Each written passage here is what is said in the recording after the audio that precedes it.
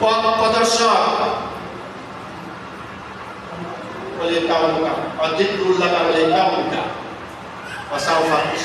অবশ্যই আমি এই কোরআন সম্পর্কে আমি প্রত্যেকটা উম্মতকে আমি জিজ্ঞাসা করব। বলেন আল্লাহ কত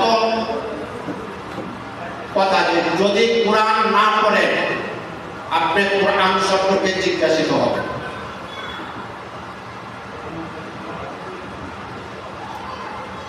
শুধু তাই নয়, সূরা ফুরকান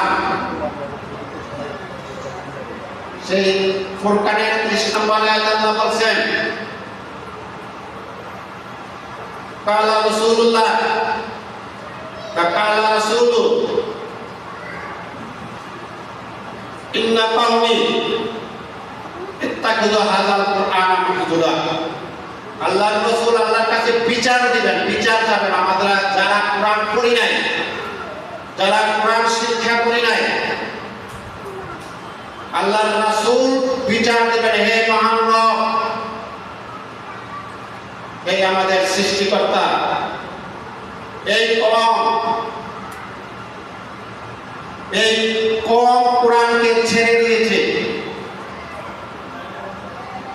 এই কওম কোরআনকে পরিত্যাজ্য করেছে।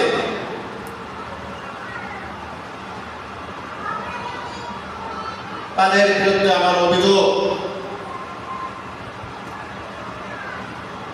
আল্লাহর রাসূল বলছেন কালা রাসূল ইন্না কওমি, আমার এই কওম নিশ্চয়ই এই কওম ইত্তাখিযু হাযাল কুরআন মাহজুরা, এই নিশ্চয়ই এই জাতি এই কওম কোরআনকে পরিত্যাজ্য করেছে। আপনার কাছে বিচার বুঝেন তো, আমরা কোরআন ছেড়ে দিয়ে কোরআন না পড়ে কোরআন না বুঝে আমরা কতটুকু অপরাধী হয়েছে। উপায় নাই।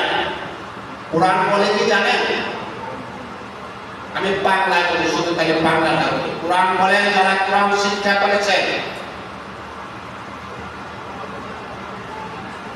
যারা কোরআন দেখে আমল করেছেন, যারা কোরআন বুঝেছেন, যেদিন কাল হাসরে আল্লাহর সামনে আমরা হাজির হব, হাজির তো হইতে হবে, সেই কোরআন আল্লাহর কাছে বিচার যাবে। এই মহামান্য আমার রব আমাকে পাঠিয়েছিলেন এই জাতিকে পথ দেখানোর জন্য, এই জাতিকে রহমত হিসাবে। তারা তো আমাকে স্মরণ করে নাই, আমাকে পড়ে নাই, আমাকে দেখে নাই, আমাকে কিছু বলে নাই।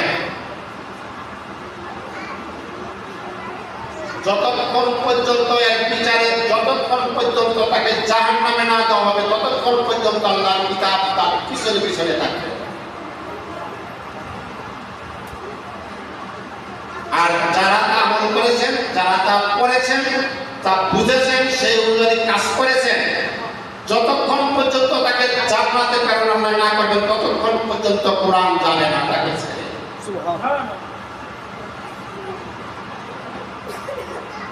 কোরআন তাকে ছেড়ে তাকে জান্নাতে প্রেরণ না করে কোরআন কোন সময় আর পিছিয়ে আসবেন না। এই মাদ্রাসার যারা লেখাপড়া করেন, যারা শিক্ষা দেন, বুখারীর একটা হাদিস হুজুর পড়ছেন,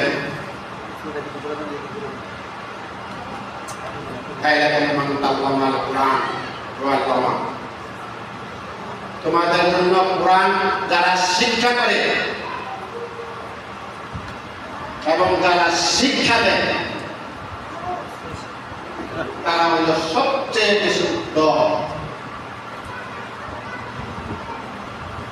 আল্লাহর রাসূলের কথা।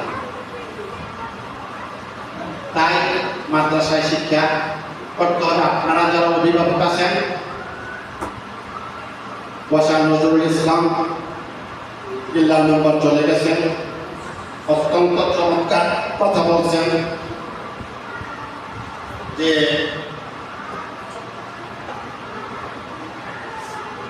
তাদের প্রতি সুদৃষ্টি। আপনারা যারা অভিভাবক আছেন তারা যেমন লেখাপড়া করে আপনাদেরও কিন্তু এটা লেখাপড়া। আপনি যদি তার কাছে সুদৃষ্টি না রাখেন, তাদেরকে জিজ্ঞাসাবাদ না করেন, তাদের কাছ থেকে জানতে না চান, তাহলে এই বাচ্চাটাকে কিন্তু আপনারা ঘরে তুলতে পারবেন না। তার খোঁজ খবর, মাদ্রাসার খোঁজ খবর আপনি সবসময় খেয়াল রাখতে হবে, আসতে হবে। আপনি আসেন, কারণ একটা মায়েরা বলতেন সন্তানকে আদর্শবান গড়ে তোলার জন্য ভালো ভূমিকা রাখেন। কারণ বাবারা বিভিন্ন কাজের পেশায় বিদেশে ব্যবসা বাণিজ্যে ব্যস্ত থাকেন, চাকরি বাকরিতে। তাই আপনাদের দায়িত্ব অত্যন্ত আপনাদের দায়িত্ব পালন করতে হবে আপনার সন্তানের ভালোর জন্য, আপনার সন্তানকে গড়ে তোলার জন্য। এবং প্রতিষ্ঠানের প্রতি সুদৃষ্টি রাখতে হবে। আল-হাজার পিয়াসমানিয়া বাজারে যে প্রতিষ্ঠিত হয়েছে ইসলামিয়া মাদ্রাসা, আমি আসলে যদি আল্লাহ আবার পাইয়ে রাখে, আমি আমার চেয়ারম্যানের শেষ হওয়ার পর থেকে আমি কোথাও কোনো অনুষ্ঠানে যাই না। যতটুকু সময় পারি, যতটুকু সময় আছে তা এই কাজে ব্যয় করার চেষ্টা করি। আল্লাহ যে কিতাবটা আমাদেরকে দিয়েছেন সেটা অনুসরণ এবং তা বোঝার জন্য আল্লাহ আমাকে যথেষ্ট এই 4 বছর সময় দিয়েছেন। সেটা গবেষণা, সেটাকে কি বলছেন তা বোঝার জন্য কাজ করছি। আল্লাহ পাক এই জন্য বলছেন, ওয়ালাকাদ ইয়াসসারনাল কুরআন লিযিকরি হামিল মুত্তাকিন। এমন কেউ আছে কি এই কোরআনকে শেখার জন্য, এই কোরআনের উপদেশ দেওয়ার জন্য?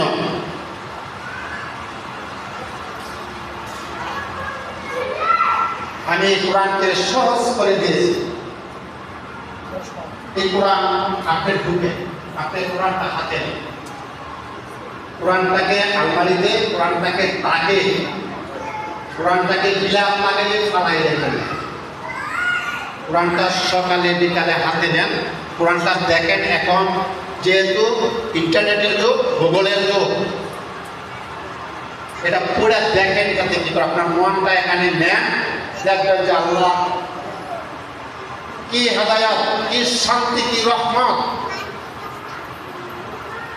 আপনার উপরে দেন, কল্পনাও করতে পারবেন না। যখন নির্বাচন থেকে চলে আসলাম, আমি হতাশায়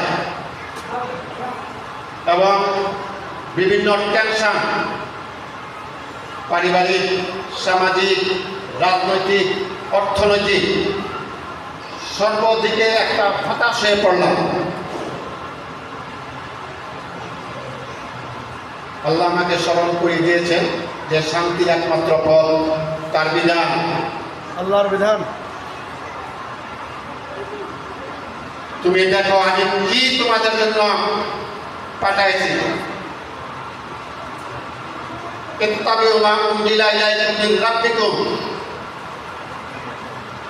তোমাদের জন্য যা আমি নাজিল করছি তুমি তার অনুসরণ করো।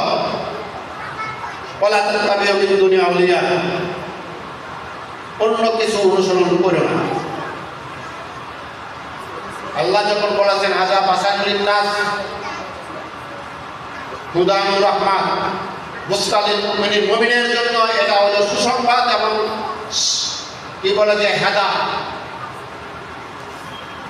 তা অনুভব করতে পেরে চেষ্টা করতেছি, পড়তেছি। পড়ার কোনো বোঝার কোনো শেখার কোনো বয়স নাই। আমি সময় অনেক নিয়ে নিছি, সামনে আর আগাবো না। আপনারা যারা মায়েরা আছেন, বাবারা আছেন, সন্তানরা, তারা তো বুঝবে না, এটাকে ছাড়বেন না, এটাকে আঁকড়িয়ে ধরেন। তো পরিশেষে সকলকে ধন্যবাদ জানাই। এই মাদ্রাসা উত্তরাত্তর সফলতা কামনা করি এবং এই মাদ্রাসায় যারা কর্মরত তাদের উজ্জ্বল ভবিষ্যৎ কামনা করি। তাদের প্রতি বিনীত অনুরোধ থাকবে, আপনারা আল্লাহ রসুলের প্রতি আপনাদেরকে যে দায়িত্ব দিয়েছেন সেই দায়িত্ব বোধ থেকে আপনারা তাদেরকে শিক্ষা দিবেন। কারণ যেহেতু আমার কথা বলতে গেলে বলা চলে আসে যে আমরা ওয়াদাবদ্ধ, আল্লাহ বলছেন আমি একটা শ্রেণীকে আমি নিয়োগ করেছি, ওয়াইজা কাযাল্লাহু মিসাকা আল্লাযীনা উতুল কিতাবা